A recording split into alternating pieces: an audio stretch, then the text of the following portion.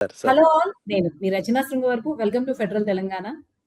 ఫిబ్రవరి 1న నిర్మలా సీతారామన్ ప్రవేశపెట్టబోయే కేంద్ర బడ్జెట్ మీద ఎప్పటినుంచో అంచనాలు, సామాన్యుడికి కావచ్చు, అన్ని సెక్షన్స్ వారికి ఎప్పుడు ఉంటుంది బడ్జెట్ ప్రవేశపెట్టబోయే ముందు. అయితే పర్టిక్యులర్‌గా తెలంగాణ వరకు చూసుకుంటే, తెలంగాణలో ఎందరో విద్యావంతులు మనం చూస్తూ ఉంటాము. గత 10 ఏళ్లలో కాదు, అంతకు ముందు కూడా ఉమ్మడి ఆంధ్రప్రదేశ్‌లో భాగంగా ఉన్నప్పుడు కూడా తెలంగాణలో విద్యావంతుల సంఖ్య ఎక్కువుండేది. ఎంప్లాయ్‌మెంట్ ఆపర్చునిటీస్ కోసం హైదరాబాద్‌కి రావడం ఒక పరిణామ క్రమంగా చెప్పొచ్చు. ఎప్పుడు కూడా హైదరాబాద్ నా దృష్టితోనే చూసేవాళ్ళం. సో, గత 12 ఎప్పుడైతే తెలంగాణ ఏర్పడిందో, ఈ గత 2014 నుంచి దాదాపుగా ఈ 14 ఏళ్లలో విద్యా రంగంలో బడ్జెట్‌కి ఎంత కేటాయింపులు జరిగాయి, అలాగే ఇప్పుడు రాబోయే సంవత్సరం ఈ ఫైనాన్షియల్ ఇయర్‌లో ఈ కేటాయింపులు ఎలా ఉండొచ్చు? ముఖ్యంగా ఇక్కడ అంతకుముందు బీఆర్ఎస్ గావచ్చు, ఇప్పుడొచ్చిన కాంగ్రెస్ గావచ్చు. 2 కేంద్ర ప్రభుత్వంలో ఉన్నటువంటి బీజేపీకి ప్రత్యర్థి పార్టీలు కాబట్టి, తెలంగాణకి విద్యా రంగంలో ఎటువంటి కేటాయింపులు ఉండొచ్చు? వీటి గురించి వివరంగా మనతో మాట్లాడడానికి వెంకటరెడ్డి గారు ఉన్నారు. ఎంవి ఫౌండేషన్ నుంచి. వెంకటరెడ్డి గారు ఎంవి ఫౌండేషన్ కి నేషనల్ కన్వీనర్ గా చేస్తున్నారు. అలాగే విద్యారంగంలో బాల కార్మికుల వ్యవస్థ కావచ్చు, మిగిలిన విద్యారంగంలో సమస్యల మీద కూడా వర్క్ చేస్తూ ఉన్నారు. ఇకపోతే మొహమ్మద్ మాలిక్ గారు అసోసియేట్ ప్రొఫెసర్ ఆఫ్ ఎకనామిక్స్, అలాగే సోషల్ యాక్టివిస్ట్ కూడా. So let's start with Venkatareddy గారు. ముందు మీరు మొదలు పెట్టండి. గతంలో బడ్జెట్ ఎలా ఉండేది? గత తెలంగాణ ఏర్పడినప్పటి నుంచి విద్యారంగం వరకు చూసుకుంటే మీరు బడ్జెట్ ని ఎలా చూస్తారు? ముఖ్యంగా అందరికీ నమస్కారము. చాలా సంతోషం, మంచి సమయంలో ఈ చర్చను ప్రారంభిస్తున్నారు. ముఖ్యంగా విద్యారంగము తెలంగాణ తర్వాత ఒకవేళ 2 రాష్ట్రాలుగా విడిపోయిన తర్వాత కేటాయింపులు ఏదైతే ఉందో వాటి విషయంలో కొంచెం నిరాశాజనకంగానే ఉంది. ప్రతి సంవత్సరము అడుగుతూనే ఉన్నాము. కానీ దానికి కేటాయింపులు గనుక చూస్తే గత 12 సంవత్సరాలు, ఇప్పుడు 25, 26 కూడా వచ్చింది కాబట్టి 11, 12 సంవత్సరాలుగా మొదటి సంవత్సరం మాత్రమే 10.89% బడ్జెట్ కేటాయించిండ్రు. అప్పుడు మన బడ్జెట్ టోటల్ బడ్జెట్ 1,00,000 కోట్లు అప్పుడే ప్రారంభమైంది కాబట్టి. బట్ ఆ 10% ఓకే, నెక్స్ట్ ఇయర్ ఏమైనా చేస్తారా అని చెప్పి, ముఖ్యంగా విద్యారంగం మీద ఎంతైతే దృష్టి కేంద్రీకరించాలనో, ఎంతైతే నిధులను కేటాయించాలనో, ఆ నిధులను రాష్ట్రాలు దాదాపుగా వాళ్ళ బడ్జెట్‌లో 20% కేటాయించాలనేది అన్ని నివేదికలు, అన్ని సిఫార్సులు, కొఠారి కమిషన్ సిఫార్సు ఇవన్నీ కూడా చెప్తూనే ఉన్నాయి. కానీ మనకు మన ఫోకస్ ఏదైతే ఉందో విద్య మీద, ప్రభుత్వ విద్యను పటిష్టం చేయాలంటే ప్రభుత్వం నిధులు కేటాయించాలి. అది చాలా ముఖ్యమైన అంశం. దానికి సంబంధించి రోజు రోజుకు గత 10 సంవత్సరాలుగా మనం చూస్తుంటే రోజు రోజుకు తక్కువ అవుతున్నాయి కానీ ఎక్కువ కావడం లేదు. సో అది చాలా వరీయింగ్ థింగ్. అంటే దాని మీద ఎక్కువ కసరత్తు ఎక్కువ చేయడం లేదు. పోయిన సంవత్సరం దాంట్లోనే ఓకే అడ్జస్ట్మెంట్స్ చేసేసి చేస్తున్న క్రమం. కానీ దాంతో పాటుగా విద్య అంటే అర్థం ఏమిటంటే మౌలిక వసతులు పెంచడము, టీచర్లను రిక్రూట్ చేయడము, అవసరమున్న టీచర్లను రిక్రూట్ చేయడము, అదేవిధంగా ప్రాథమిక పాఠశాల అంటే ఒక 5గురు టీచర్లు ఉండాలని చెప్పి ఎప్పటినుంచో చాలా మంది మాట్లాడుతున్నాము. అది స్కూలుగా పరిగణించబడాలి అంటే దాన్ని ఒక మంచి స్కూల్ వాతావరణాన్ని కల్పించాలని ఈనాటికి కూడా విద్యార్థులు రోడ్డు మీదకి ఎక్కడం చూస్తున్నాము. ప్రభుత్వాలు మారినాయి, కరెక్టే. లాస్ట్ 2 సార్లు వాళ్ళు నిలబడ్డారు, వీళ్ళు గెలిచారు. దాంట్లో కాంగ్రెస్ గవర్నమెంట్ కూడా వచ్చింది, కొత్త గవర్నమెంట్. చాలా ప్రణాళికల్లో చాలా వాగ్దానాలు అయితే చేశారు. దాదాపుగా 30-40 వాగ్దానాలు చేశారు ఎడ్యుకేషన్ మీద. బడ్జెట్‌లో 15%, రాష్ట్ర బడ్జెట్‌లో 15% పెడతామన్న ప్రభుత్వం పార్టీ ఇప్పటికి కూడా అది జరగలేదు. 2 బడ్జెట్లు ప్రవేశపెట్టారు. మొదటిది 7.31% అయితే తర్వాత 7.55%. సో లాస్ట్ గవర్నమెంట్స్ కన్నా ఎక్కువ ఏమీ చేయలేదు. ఈ గవర్నమెంట్ కూడా దానికి ఎందుకు కేటాయించలేదు అనేది మనం అడుగుతూనే ఉన్నాము. ప్రజలు అడుగుతున్నారు. అంటే ఈ కేటాయింపులు చాలా ముఖ్యం. అంటే ఈ కేటాయింపులు అన్నీ కూడా చాలా వరకు సాలరీస్ వరకు వెళ్తున్నాయి. కానీ సాలరీస్ ప్లస్ కావాలి విద్యకు. మౌలిక వసతులు రోజు రోజుకు సున్నా లేకుండా ఉంటాయి స్కూల్స్, చాలా స్కూల్స్. బోర్డులు కూడా సరిగ్గా వేసి ఉండవు. అండ్ ఆ పరిసరాలలో ఒక వాతావరణం, ఎడ్యుకేషన్ అనే వాతావరణాన్ని కల్పించే స్థితిలో లేవు. వాటికి అడిషనల్‌గా డబ్బులు కావాలి కాబట్టి ఈ ఈ పరిణామ క్రమంలో మనం మాట్లాడదాము. ఎలా ప్రభుత్వ విద్య మీద ప్రజలకు విశ్వాసం ఎలా కోల్పోతున్నారనేది. దినదినంగా ప్రభుత్వ విద్యను కోల్పోవడం అంటే, ప్రైవేట్ విద్య రావడము అంటే అసమానతలు చాలా పెరుగుతున్నాయి. బడికి వెళ్ళే పేద విద్యార్థులు గాని, వీళ్ళందరూ కూడా అసమానతలు పెరగడం అనేది ఒక పెద్ద సమస్య. ప్రైవేట్ స్కూళ్ళలోకి వెళ్ళడం అంటేనే అసమానతలు. ప్రభుత్వ స్కూల్‌కి వెళ్ళడం అనేది ఒక నామోషీగా తయారైన సంఘటనలు వస్తున్నాయి. గ్రామాల్లో పిల్లలుంటారు. నిన్ననే ఒక మంత్రి చెప్తున్నాడు, ఆ ఊర్లో 3000 జనాభా ఉంది. కేవలం 34 మందే అందులో ఉన్నారు. మరి ఈ స్కూల్‌ని ఎలా బాగు చేయాలి అని ఒక ప్రశ్న వేశాడు గ్రామస్తులను. అంటే అర్థం ఏమిటంటే, ఈ స్కూళ్ళను బాగుపరచకుండా నిధులు కేటాయించకుంటే బడ్జెట్‌లో ఆ రిఫ్లెక్షన్ మనకు కనిపిస్తుంది. ఆ రిఫ్లెక్షన్‌ను మనము చాలా ఆందోళనకరంగా చూడాల్సిన అవసరం ఉంది. ముఖ్యంగా ప్రభుత్వాల బాధ్యత, చట్టబద్ధ బాధ్యత అది. ప్రభుత్వాలకు విద్య, ఆరోగ్యం అనేది చట్టబద్ధ బాధ్యతను, ఆ బాధ్యత నుంచి తప్పించుకుంటున్నారా అంటే వెంకటరెడ్డి గారు, మీరు షార్ట్‌గా కన్క్లూడ్ చేయరా? ఫస్ట్ క్వెషన్ కాబట్టి we have many questions to discuss. So, ప్రభుత్వము ప్రకటిస్తున్నంతగా ఎంతైతే ప్రకటిస్తున్నారో అంతగా దీన్ని అమలులో చూడడం లేదు స్థానికంగా, క్షేత్రస్థాయిలో. థ్యాంక్ యూ వెంకటరెడ్డి గారు. మాలిక్ గారు, మీరు వెంకటరెడ్డి గారు మాట్లాడిన ద్వారా ఆయన ప్రభుత్వ పాఠశాల గాని, ప్రభుత్వ విద్య పట్ల గాని, ప్రభుత్వం చూపిస్తున్నటువంటి నిర్లక్ష్యం ముఖ్యంగా బడ్జెట్‌లో చెప్పారు. సో, మీరు ఒక ఎకనామిక్ ప్రొఫెసర్‌గా ఉన్నారు. ఎకనామికల్ నంబర్స్ మీకు తెలుసు. బడ్జెట్‌లో విద్యారంగానికి జరగాల్సినంత న్యాయం జరుగుతుంది అనుకుంటున్నారా? జరిగితే ఓకే. జరగకపోతే ప్రభుత్వం విద్య, వైద్యం, ఆరోగ్యం అన్నీ అలాగే ఈ విద్యని, వైద్యాన్ని ప్రయారిటీగా చేయాల్సింది ఎందుకు దృష్టి చూపించట్లేదు అనుకుంటున్నారు ఒకవేళ కేటాయించకపోతే? ఒకటేంటంటే ఎడ్యుకేషన్ అనేది సెంటర్ అండ్ స్టేట్‌కు రెండిటికి కూడా కాంకరెంట్ లిస్ట్‌లో ఉంటుందండి ఎడ్యుకేషన్. కనుక సెంటరు, స్టేటు ఈక్వల్ రెస్పాన్సిబిలిటీతో వ్యవహరించాలి. ఇక్కడ ఫస్ట్ నుంచి కూడా జరుగుతుంది ఏంటంటే, ఫస్ట్ నుంచి అంటే ఐ మీన్ ఇండిపెండెన్స్ నుంచి 2 అంశాలు జరుగుతున్నాయి. ప్రధానంగా అధికారంలో ఉన్న వాళ్ళకి ప్రజలందరినీ ఎడ్యుకేట్ చేయడం ఇష్టం లేదు. అది చాలా పొరపడుతుంటాం మనం. అదొక భ్రమ. లేదు, ఇష్టం లేదు.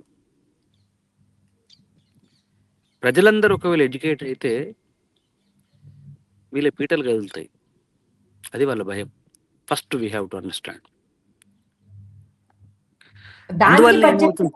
బడ్జెట్ అంటే మీరు గవర్నమెంట్ యాంగిల్లో, గవర్నమెంట్ స్కూల్లో, పాఠశాలలో చదవాలనుకునే మీరు ఆగండి.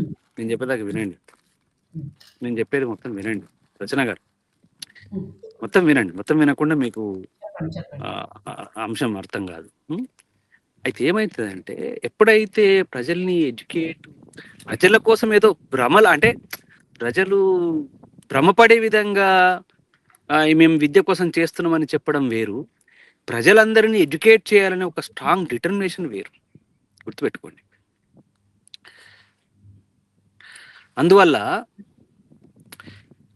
అది లేకపోవడం వల్ల ఏం జరుగుతుందంటే, స్టార్టింగ్ నుంచి ఇప్పటి వరకు కూడా ఎంత దురదృష్టం అండి.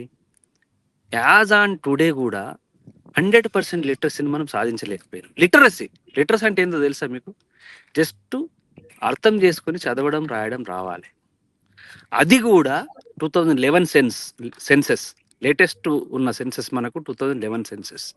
దాని ప్రకారం ప్రతి 100 మందిలో 75 మందికి మాత్రమే రాయడము, చదవడము, అర్థం చేసుకోవడం వచ్చు. ఇప్పుడు మొన్న 2022-23 లేబర్ ఫోర్స్ పీరియాడికల్ సర్వే ప్రకారం కూడా 80%, 80.9%. ఇప్పుడు బహుశా 2027 మార్చి నుంచి స్టార్ట్ అవుతున్న సెన్సెస్ ద్వారా కూడా ప్రొజెక్షన్ ఏంటంటే 81 to 82. అంటే 100% లిటరసీని కూడా సాధించలేకపోయినాం. లిటరసీ అంటే just not education. Education different, literacy different. లిటరసీని కూడా సాధించేటంత ప్రయత్నం వీళ్ళు చేయలేదు. అసలు వీళ్ళు మీకు తెలుసా, ఎడ్యుకేషన్ కేటాయింపులన్నీ వేస్ట్ అనుకుంటారు వీళ్ళు. అది ఒక దురదృష్టకర వాతావరణం. కనుక ఒకటి దీనికి చెప్పదలుచుకుంది ఏంటంటే, ఈ పొలిటికల్ సెటప్లోనే చాలా తేడా ఉంది. పొలిటికల్ సెటపే ఈ ప్రజలందరినీ ఎడ్యుకేట్ చేయాలనే ఒక డిటర్మినేషన్ కలిగి లేదు. కనుక ఫస్ట్ పాయింట్ ఏంటంటే, ఈ పొలిటికల్ సెటప్ మారాలి. ప్రజలందరినీ ఎడ్యుకేట్ చేయాలి అనే ఒక పొలిటికల్ అంటే ఆ మైండ్తో ఉన్న పొలిటికల్ సెటప్ రావాలి ఒకటి. రెండవది, నేను మీకు బహుశా మనం లాస్ట్ ఇయర్ కూడా ఒక డిస్కషన్ చేసినాం బడ్జెట్ మీద, అప్పుడు కూడా చెప్పిన, నేను మరొకసారి చెప్తున్నా. నేను మొత్తం తెలంగాణ వచ్చినప్పటి నుంచి ఇప్పటి వరకు మొత్తం బడ్జెట్ని అనాలిసిస్ చేసిన. ఇప్పటి వరకు అంటే నేను పేపర్ రాసే వరకు కాకతీయ యూనివర్సిటీలో తెలంగాణ ఎకనామిక్ అసోసియేషన్ ఆధ్వర్యంలో జరిగిన యాన్యువల్ కాన్ఫరెన్స్లో నేను ఒక పేపర్ సబ్మిట్ చేసిన. ఎలా తెలంగాణ ప్రభుత్వం యొక్క కేటాయింపులు ఉన్నాయి విద్యకి అని చేస్తే నాకు తేలింది ఏంటంటే, అంటే ఇంటర్నేషనల్ కాన్ఫరెన్సెస్ కానీ, నేషనల్ కొటారి కమిషన్, మిగతా కమిషన్స్ కానీ చెప్పింది ఏంటంటే,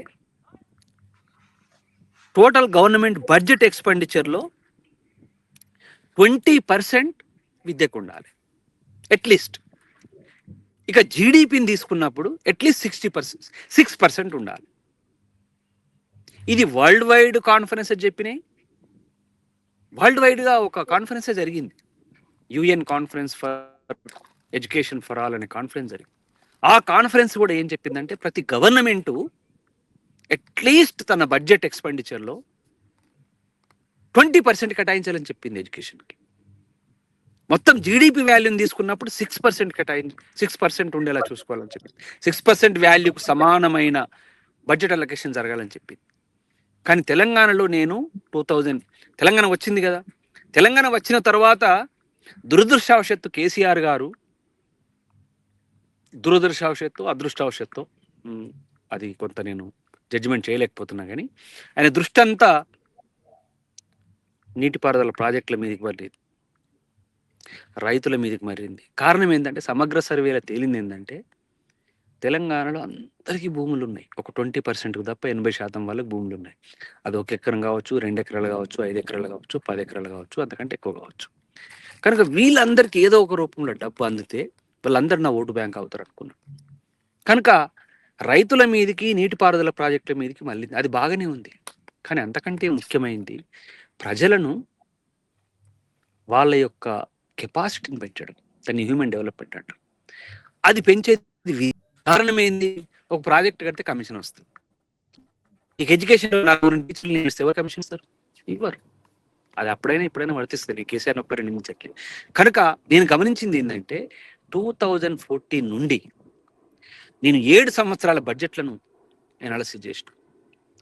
బడ్జెట్లో చెప్పిన కదా ఎంత ఉండాలి, టోటల్ ఎక్స్పెండిచర్లు ఎంత ఉండాలని చెప్పినా 20% ఉండాలని చెప్పిన.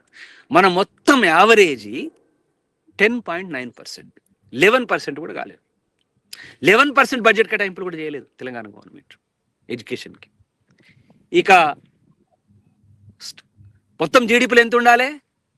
అట్లీస్ట్ 6%. అవి world conference for education for all చెప్పింది ఆ విషయాన్ని, కొటారి కమిషన్ చెప్పింది ఆ విషయాన్ని. కానీ మన స్టేట్లో ఏం జరిగింది తెలుసా అండి? మొత్తం యావరేజ్ తీస్తే 1.99%, 2% కూడా కాదు. ఇది ఎందుకు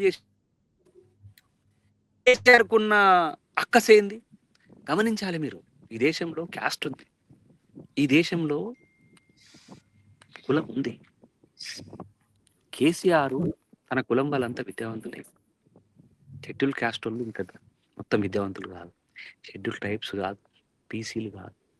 విద్య కోసం కేటాయిస్తే ఎవరికి ప్రయోజనం జరుగుతుందండి? వీళ్ళకి జరుగుతుంది. ఎవరు కోరుకుంటారు. ఇది గద్దర్ పాట ఉంది తెలుసా మీకు? తన కంటిని తన వేరుతో పొడవడు. ఒక్క సెకండ్ రచన గారు, ఒక్క సెకండ్. కనుక జరిగింది ఏంటంటే, మొత్తం మీద గమనించారు కదా, డాటా చెప్తున్నా కదా, 6% కేటాయించిన 6% ఆఫ్ ది జిఎస్డిపి ఉండాల్సిన చోట 2% కంటే తక్కువ. తర్వాత టోటల్ ఎక్స్పెండిచర్లో ఉండాల్సిన చోట 20% ఉండాల్సిన చోట 10% కూడా లేదు. ఇది ఎందుకు చేస్తున్నారు అంటే, వీళ్ళకు ప్రజలందరినీ విజ్ఞానవంతులు చెయ్యొద్దు, చేస్తే మాకు ప్రమాదం అనే ఒక గంటికలు ఉన్నాయి వీళ్ళకి. కనుక ప్రజలందరూ గమనించాల్సింది ఏంటంటే వీళ్ళు ఈ నాటకాలన్నీ ఎందుకు ఆడుతున్నారు, ఏ వ్యక్తులను ఎన్నుకుంటే మాకు నిజంగా మేలు జరిగే విధంగా ప్రవర్తిస్తారు. వెంకటరెడ్డి గారు మీరు చెప్పండి. మాలిక్ గారు ఎందుకు కేటాయించట్లేదు అంటే తెలంగాణ పర్స్పెక్టివ్ లో చెప్పారు. మీరు ఆల్రెడీ డేటా కంపైల్ చేశారు కాబట్టి కొంత నెంబర్స్ అనలైజ్ చేస్తూ ఒకవేళ ఈ కేటాయింపులు జరగట్లేదు అన్న విషయాన్ని ఎక్స్పర్ట్స్, మేధావులు అందరూ గమనిస్తూనే ఉన్నారు. ఇది చాలా చదువుకుంటేనే కొంత అబ్జర్వ్ చేస్తాను తెలిసే విషయం. ఇటువంటి విషయాల మీద రచన గారు, నేను ఆ. ఈ రీసెర్చ్ పేపర్ ను నేను కాకతీయ యూనివర్సిటీలో Telangana economic association annual conference జరిగితే ప్రజెంట్ చేసిన అదే పేపర్ ని అప్పుడు హైయర్ ఎడ్యుకేషన్ కౌన్సిల్ చైర్మన్ గా ఉన్న లింబాద్రి సార్కి అందజేసిన. ఒకటి చెప్పిన, సార్ మీ మొత్తం ఏమంటారు మీకున్న అధికారాన్ని వినియోగించి ఎడ్యుకేషన్కు బడ్జెట్ కేటాయింపులు పెంచండి. ఇగో ఈ బడ్జెట్, ఈ పేపర్ను నేను మొత్తం బడ్జెట్ పేపర్సు దీన్ని ఎట్లా కంపేర్ చేసిన, Telangana economic growth, Telangana GDP growth, Telangana per capital income growth, Telangana tax growth, తెలంగాణలో ఎడ్యుకేషన్ జరుగుతున్న కేటాయింపుల గ్రోత్, ఇవన్నీ కంపేర్ చేసిన సార్. దీని ఆధారంగా దీన్ని చూపించి కేటాయింపులు పెంచండి, దానితోనే తెలంగాణ పరిస్థితి మారుతుంది. అంతవరదాకా మారుస్తారంటే మలిక్ గారు, ప్రొఫెసర్ మలిక్ గారు, please give this type of inputs, I will put in front of the concerned authorities అని చెప్పిండు. కానీ వీళ్ళు చెప్తే కూడా వాళ్ళు వినరండి. సరే మాట్లాడండి. వెంకటరెడ్డి గారు మీరు చెప్పండి, ఇటువంటి సమస్యని పరిష్కరించాలంటే అసలు ఏమైనా ప్రాక్టికల్ సొల్యూషన్స్ ఉన్నాయా? మీరిద్దరు కూడా నెంబర్స్ వెరీ క్లియర్ గా చెప్తారు. ఏమన్నా ప్రాక్టికల్, మీరు అందులోనూ ఎంబీ తరపున, మీ ఫౌండేషన్ తరపున విద్యకు సంబంధించిన అంశాల పట్ల పోరాడుతున్నారు కాబట్టి దీనికి ఏమైనా ప్రాక్టికల్ సొల్యూషన్స్ ఉన్నాయనుకుంటున్నారు? ఒకటేంటంటే అంటే దీని పర్యవసానం లాస్ట్ మాట్లాడినప్పుడు అనుకున్నాం ఏంటంటే ప్రభుత్వ విద్య మీద నమ్మకాన్ని కోల్పోయే దశకు చేరినాం మనము. దీంట్లో ముఖ్యంగా ఇప్పుడు 54% ప్రైవేట్కి వెళ్తున్నారు తెలంగాణలో. అండ్ అంటే అర్థం ఏమిటంటే దాదాపుగా 50,000 రూపీస్ పర్ యానం ఒక స్టడీ ప్రకారంగా ప్రజలు మీద భారం పడుతుంది, ఆర్థిక భారం. అది ఆల్మోస్ట్ 18,000 crores తల్లిదండ్రులు పెడుతున్న ఖర్చు. అదే సమానత బడ్జెట్తో సమానం. అంటే అర్థం ఏమిటంటే డబుల్ చేయాలి బడ్జెట్. అంటే 15% నుంచి 20%, ఇప్పుడు సార్ చెప్పినట్టుగా 20% చేయాలి అంటే 60,000 crores కావాలి మనకు. 3 lakhs, ఒకవేళ 3 lakhs బడ్జెట్ అనుకుంటే 20% చేస్తే 60,000 crores కావాలి. 15% చేస్తే సరే వాళ్ళ మేనిఫెస్టోలో ఉంది కాబట్టి 15% చేస్తే 45,000 crores కావాలి. ఏమవుతాయి ఈ డబ్బులు అనేది, ఇప్పుడున్న కేటాయిస్తున్న డబ్బులన్నీ కూడా చాలా వరకు, ఇప్పుడు ప్రస్తుతం కేటాయిస్తున్న డబ్బులు చాలా వరకు జీతాలు ఇవ్వాల్సి వస్తుంది, టీచర్స్కి ఇవ్వాలి, అదేవిధంగా సిబ్బందికి ఇవ్వాలి. వాటి వరకే ఉంటాయి, ఆ శాలరీస్ వరకే ఉంటాయి. కానీ ఎక్స్ట్రా ఎలా చేయాలి, ట్రావెలింగ్ చేయాలి అంటే పిల్లలకు దుస్తులు ఇవ్వాలి, పిల్లలకు టాయిలెట్స్ ఉండాలి. ఈ మధ్య కాలంలో మనం చూస్తున్నాం, పిల్లలు రోడ్ల మీదకి ఎక్కి నిరసనలు తెలియజేస్తున్నారు, మాకు అన్నం బాగలేదు, స్కూల్స్లో టాయిలెట్స్ లేవు, ఒక్కటే టాయిలెట్ ఉంటే 200 మంది ఉన్నారు. ఇవన్నీ కూడా రెంటెడ్ బిల్డింగ్స్లో ఉన్నాము. ఇవన్నీ కూడా పర్యవసానం ఏంటంటే బడ్జెట్ పెట్టకపోవడానికి కారణం. దీంట్లో పబ్లిక్ యాక్షన్ అంటే ఏం చేయాలి అనేది, అంటే ఇది రాజకీయ సమస్యగా రూపొందించాల్సిన అవసరం ఉంది. రూపొందాలి అంటే ప్రజలు దీని మీద ప్రశ్నించాలి. ఆ ప్రశ్నించడంతోని ఒక పొలిటికల్ ఎజెండా కానంత వరకు కూడా ప్రభుత్వాలకు అంత సెన్సిటివిటీ ఉన్నట్లేదు. మిగతా అంశాల మీద ఉన్న జాగ్రత్త, శ్రద్ధ, ఆ ప్రెషర్ ఉండాలనా, బాధ్యత కదా ప్రభుత్వాలది అనేది ఒక ప్రశ్న ఉత్పన్నం అవుతుంది. కానీ పేదల వరకు వస్తే, పేదల కోసం ఏ సమస్య అయినా కానీ గట్టిగా ప్రశ్నిస్తేనే ఇటువైపు మళ్తారు. ఎయిర్పోర్ట్ కావాలనుకోండి, పెద్ద ధర్నాలు అవసరం లేదు. హైవేలు కావాలనుకోండి, ఫ్లైఓవర్లు కావాలనుకోండి, అది పెద్ద ధర్నాలు అవసరం లేదు. వాటిని వాడేవాళ్ళు, వాటిని ఉపయోగించే వాళ్ళంతా కూడా ఒక ఎలీట్ గ్రూప్ ఉన్నారు కాబట్టి వారి కోసం ప్రభుత్వాలు పనిచేస్తాయి. కానీ ఎవరైతే నిజంగా ప్రజాస్వామ్యంలో ఏదైతే హక్కులు కావాలనుకుంటున్నారో పేదల కోసం అది ఆటోమేటిక్‌గా జరగాల్సిన అవసరం ఉంది. కానీ ప్రభుత్వాలు అంత అటువైపుగా సెన్సిటివిటీ లేదు గాబట్టి ప్రజా ఆందోళనలు దీనికి సమాధానం అనేది అనిపిస్తుంది. అంటే మా వాటా ఏమిటి? అయితే ప్రజల లోపల గూడా ఈ ప్రభుత్వాలు చేయలేవో ఏమో అని చెప్పి విత్‌డ్రా కావడం మొదలుపెట్టారు. ప్రభుత్వ బడుల నుంచి విత్‌డ్రా కావడం మొదలుపెట్టారు. ఆ లెక్కలు చూస్తే చాలా ఆశ్చర్యం కలుగుతుంది. ఏందంటే పేద వర్గాలకు ఇప్పుడు హైదరాబాద్‌లో దాదాపుగా 81% ప్రైవేట్‌కి వెళ్తారు. రంగారెడ్డిలో 77% ప్రైవేట్‌కి వెళ్తారు. మేడ్చల్‌లో 87% పిల్లలు ప్రైవేట్‌కి వెళ్తారు. ఎందుకు వెళ్తున్నారు అంటే ప్రభుత్వ బడుల మీద ఇన్వెస్ట్‌మెంట్ చేయలేదు కాబట్టి. కాబట్టి ఎక్కడో దగ్గర ప్రజాందోళన చేయాల్సిన అవసరం ఉంది. పొలిటికల్ పార్టీస్ కూడా ఎడ్యుకేషన్ ఎజెండా లేదు. ప్రతిపక్ష పార్టీలకు గాని, లేదా ప అధికారంలో ఉన్న పార్టీలకు గాని, మిగతా సమస్యల మీద ఉన్నంత శ్రద్ధ గాని, దాని మీద ఉన్నంత మొబిలైజేషన్ గాని, విద్యార్థుల కోసం విద్య మీద పెట్టుబడులు పెట్టాలని చెప్పి ఒక ఉద్యమం, రిజర్వేషన్స్ మీద జరుగుతున్న ఉద్యమం, 42% మీద జరుగుతున్న ఉద్యమం, ఇవన్నీ ఉద్యమాలలో విద్య అనేది క్వాలిటీ విద్య రావాలి, నాణ్యమైన విద్య రావాలి, మా పిల్లలందరికీ ఉచిత విద్య రావాలి అనే డిమాండ్ రానంత వరకు గూడా ప్రభుత్వాలు స్పందించనట్టుగా కనబడుతుంది. కాబట్టి ప్రభుత్వాల్లో ప్రజలలో ఒక పబ్లిక్ యాక్షన్ విద్య కోసం ఉండాలి. అది చాలా విచిత్రం ఏందంటే కేరళ, మన పక్కకున్న కేరళ రాష్ట్రం సౌత్‌లో ఉన్నది. ప్రభుత్వ విద్యలో చదువుతున్నారు. యూఎస్, యూకే ఇటువంటి అభివృద్ధి చెందిన దేశాలన్నీ గూడా విద్యను తమ బాధ్యతగా విద్యను అందిస్తున్నారు. అట్‌లీస్ట్ 12వ తరగతి వరకు. అది మనం డిమాండ్ చేస్తున్నాం. అండ్ మన దగ్గర ఉన్న మోడల్ ఏంటి అనేది చాలా మనం మాట్లాడదామంటే నెక్స్ట్ ఎపిసోడ్‌లో నెక్స్ట్ క్వెషన్స్ ఆన్సర్ చేయాలంటే ఏం చేయాలి అనేది ఒక పెద్ద సమస్య. ఏంటి మోడల్ ఏంటి మన దగ్గర? మన దగ్గర కేంద్రీయ విద్యాలయాస్ ఉన్నాయి. మూడో తరగతి నుంచి 12వ తరగతి వరకు. చాలా బ్రహ్మాండం. 2జీ నుంచి 12థ్ వరకు. అటువంటి మోడల్‌ను మనం గనక ఏర్పాటు చేస్తే చాలా బ్రహ్మాండం. అండ్ తెలంగాణలో కమిషన్ వేశారు. 2 కమిషన్‌లున్నాయి. కమిటీ ఉంది, కమిషన్ ఉంది. తెలంగాణ కమిషన్ గూడా అదే ప్రపోజ్ చేస్తున్నది. ఒక మంచి స్కూల్స్ కడతాము.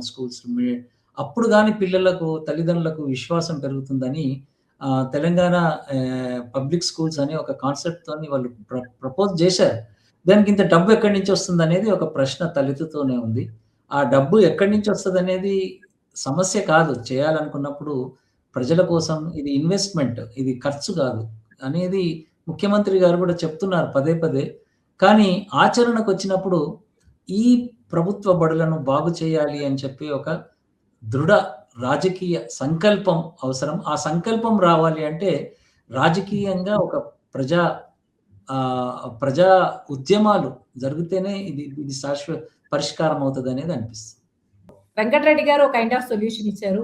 మీరు ఎక్కువ టైం తీసుకోకుండా ఒక 3 మినిట్స్‌లో మీరు సమస్య రూట్స్ అన్ని మాట్లాడేశారు. ప్రభుత్వం ఎందుకు చేయట్లేదో చెప్పారు. మీరు చేసిన రిసర్చ్ గాని, మీరు చేసినటువంటి కాకతీయ యూనివర్సిటీకి ఇచ్చింది గాని, ఆల్‌మోస్ట్ ఆల్ మీరంతా మాట్లాడారు. ఇప్పుడున్న ప్రెజెంట్ సొల్యూషన్‌లో గ్రౌండ్ రియాలిటీని చెక్ చేసి ఒక యాక్టివిస్ట్‌గా కూడా మీరు గమనిస్తే దీనికి సొల్యూషన్ ఏంటి? సొల్యూషన్ ఏం లేదండి. Simple thing. ఏం లేదంటారా? బడ్జెట్ కేటాయింపులే. ఏం లేదని అనట్లేదు. అది జరగాలంటే అక్కడ వరకు బడ్జెట్ రావాలి కేటాయింపులు బడ్జెట్ కేటాయింపులు పెరగాలి అంటే ఈ మంత్రి మండలిలో, పార్లమెంట్‌లో ఉన్న ఏ వర్గాలకైతే విద్య అవసరమో ఆ వర్గాలను పేరు చెప్పుకొని రిప్రజెంట్ చేస్తున్న ఎమ్మెల్యే, ఎంపీలకు సోయి ఉండాలి. గంతే. ఆ సోయి ఉన్నదనుకోండి వాళ్ళు కేటాయింపులు అడుగుతారు. ఇప్పుడు నేను ఇంకో విషయం చెప్తున్నా. ఈ విద్య అనేది ఇప్పుడు ట్రెడిషనల్ లిటరసీ తెలుసా అండి మీకు? 2011 ప్రకారం భారతదేశంలో అక్షరాస్యత శాతం ఎంత? చెప్పండి రచన గారు. ఎంత తెలుసా? అది 74%. ఇప్పుడు మొన్న 2022-23 లేబర్ ఫోర్స్ పీరియాడికల్ సర్వే అని జరుగుతుంది. దాని ప్రకారం 80.9%. ఇప్పుడు 2027 మార్చి నుంచి జరిగే దానివల్ల ప్రొజెక్షన్ ఏంటంటే, నేను ఏఐని అడిగాను. ఏఐ ప్రొజెక్షన్ ఏంటంటే 82 నుంచి 83% ఉంటుంది. కానీ this has no relevance unless it is accompanied by digital literacy. Rachana గారు, వింటున్నా, ఇప్పుడు నేను చెప్పండి. ఇవాళ మాట్లాడుతున్న మీతో అంటే ఐ హ్యావ్ డిజిటల్ ఎఫిషియన్సీ. ఇది ఎంతమందికి ఉంది తెలుసా? భారతదేశంలో జస్ట్ 38% జనాభా. అంటే ప్రతి 100 మందిలో ట్రెడిషనల్ లిటరసీ 80 మందికి వచ్చినా, 90 మందికి వచ్చినా, 100 మందికి వచ్చినా, డిజిటల్ లిటరసీ మాత్రం 38%కే ఉంది. Unless you increase these digital literacy. అక్షరాస్యత అంటే ఏందో తెలుసా? అక్షరాస్యత ఏమో జస్ట్ ఒక వ్యక్తి చదవడం రాయడం. అర్థం చేసుకొని చదవడం రాయడం రావాలి.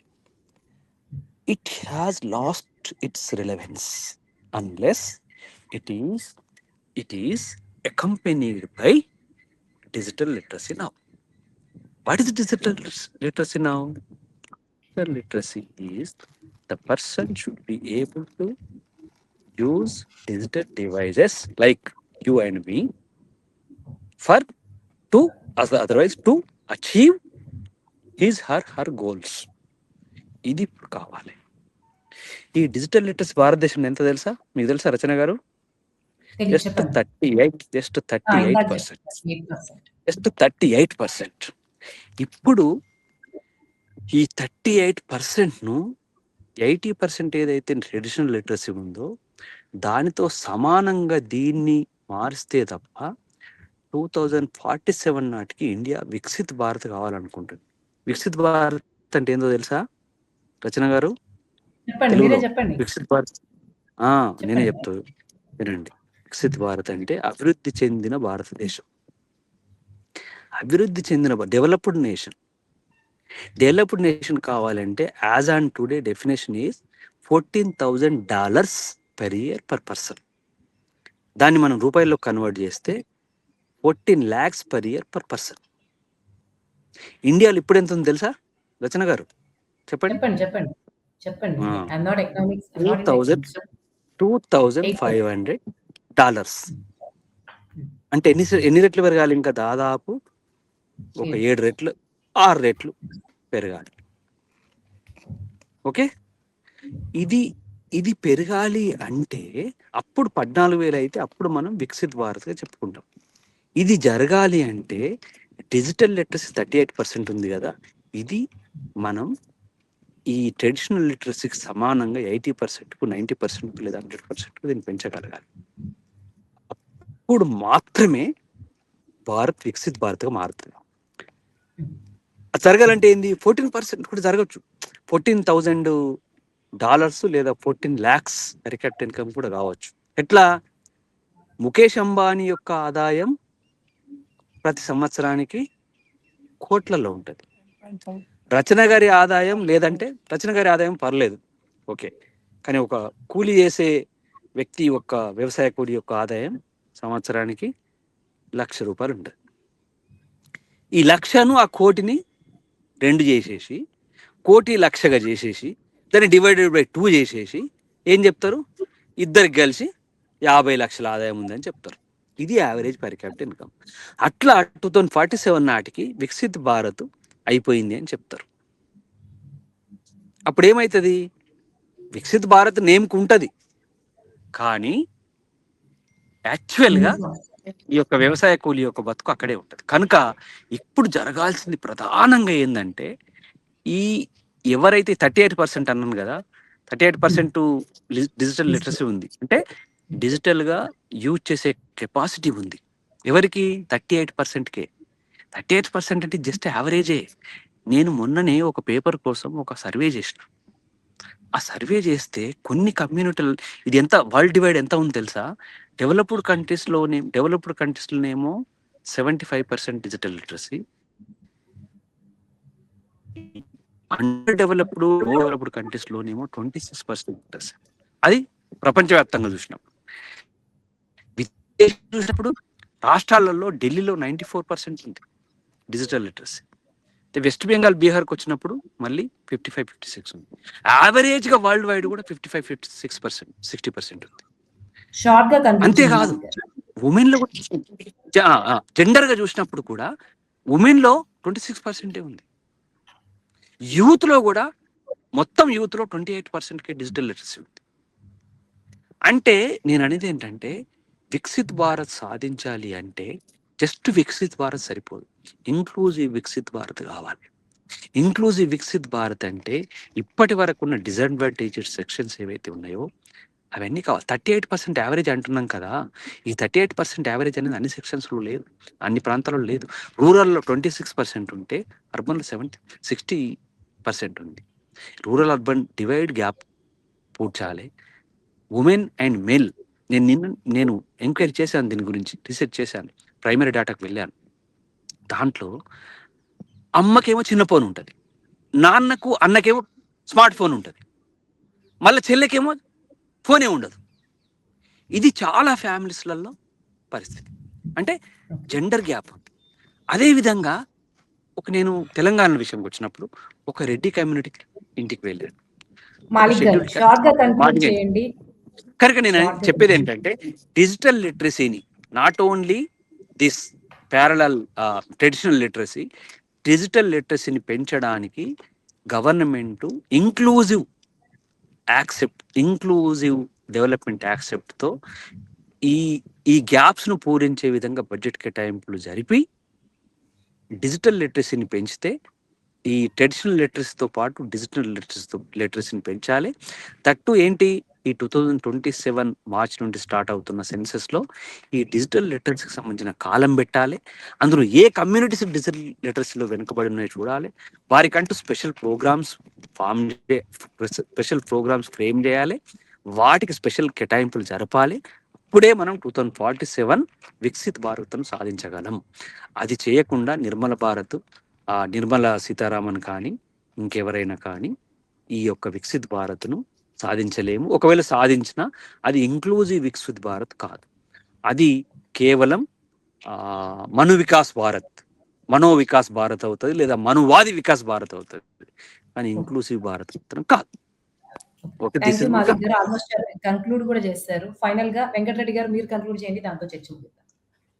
ఒకటి, తెలంగాణలో విద్య ఎమర్జెన్సీగా గుర్తించాలమ్మా. అంటే చాలా వెనుకబడి ఉన్నాము. దాదాపుగా 50% మంది పిల్లలే ఆ తరగతి వారి సామర్థ్యాలు ఉన్నాయి. ఇవన్నీ కూడా లింక్ టు బడ్జెట్స్. అంటే 2 టీచర్లు 5 తరగతులు చెప్పడము, ఒక టీచరు 4 తరగతులు చెప్పడము, ఇవన్నీ కూడా దాని అవుట్కమ్. అంటే మనం 2047 రైజింగ్ అంటున్నాం.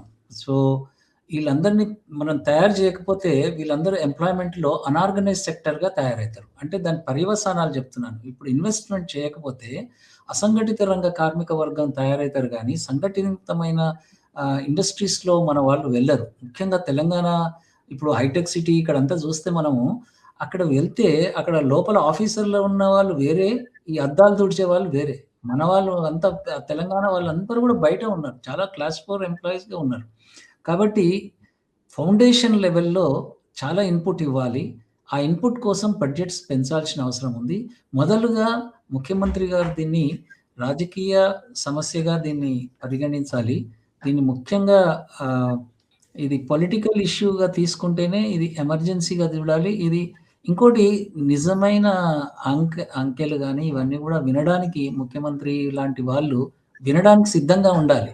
వాస్తవాలను వినడానికి సిద్ధంగా ఉంటే దీని మీద బడ్జెట్స్ కేటాయింపులు జరగడానికి చాలా అంటే కేటాయింపు ఇంత ప్రాబ్లం ఉందా అని తెలియడం లేదు. అంటే చాలా నార్మల్గా ఒక 21,000 crores రెసిడెన్షియల్ స్కూల్స్ అంటున్నారు, ఈక్వలెంట్ టు స్టేట్ బడ్జెట్. అది సో స్టేట్ బడ్జెట్ని పెంచకుండా కేవలం ఒక 2.5 లక్షల మంది పిల్లల కోసం రెసిడెన్షియల్ స్కూల్స్ అనేది అది వయబుల్ కాదు. అది వయబుల్ అంటే అది అవసరం ఉండొచ్చు, కానీ అది పరిష్కారం కాదు అనేది. అంటే ఇవన్నీ కూడా ప్రభుత్వ పెద్దలు కూర్చొని ప్లాన్ చేయాలి, బ్యూరోక్రాట్స్ ఇన్పుట్ ఇవ్వాలి. యాక్చువల్లీ సీఎం గారి నియోజకవర్గంలో టీచర్ల కొరత ఉంది. ఇక ఏంటి అనేది అంటే సీరియస్నెస్ లేదు. అంటే ఈ పిల్లలు ప్రైవేట్కి పోతే ఏమవుతుంది అనేది కొంతమంది అనుకుంటుండొచ్చు, కానీ అందులో గర్ల్స్ డ్రాప్ అవుట్ అయ్యే ఛాన్స్ ఉంది. గద్వాల్లో యాక్సెస్ లేకుండా అంటే అమ్మాయిల మీద ఎక్కువ భారం పడుతుంది, పేదల మీద ఎక్కువ భారం పడుతుంది. విద్య మీద ఇన్వెస్ట్ చేయకపోతే నూతన అసమానతలు పెరుగుతాయి. కాబట్టి ప్రభుత్వాలే ఈ అసమానతలు పెంచే ప్రక్రియలో ఉండొద్దు. సమానత్వము, ప్రజాస్వామికంగా జస్టిస్, న్యాయము జరగాలి. కాబట్టి మొన్ననే మనం 26 జనవరి జరుపుకున్నాం. జస్టిస్ జరగాలి అంటే ప్రభుత్వ విద్య మీద పెట్టుబడులు పెట్టవలసిందే. దానికి రాజకీయ ఉద్యమాలు తప్పనిసరిగా జరగాల్సిందే. Thank you. Thank you Venkatareddy గారు. ఇంతటితో చర్చను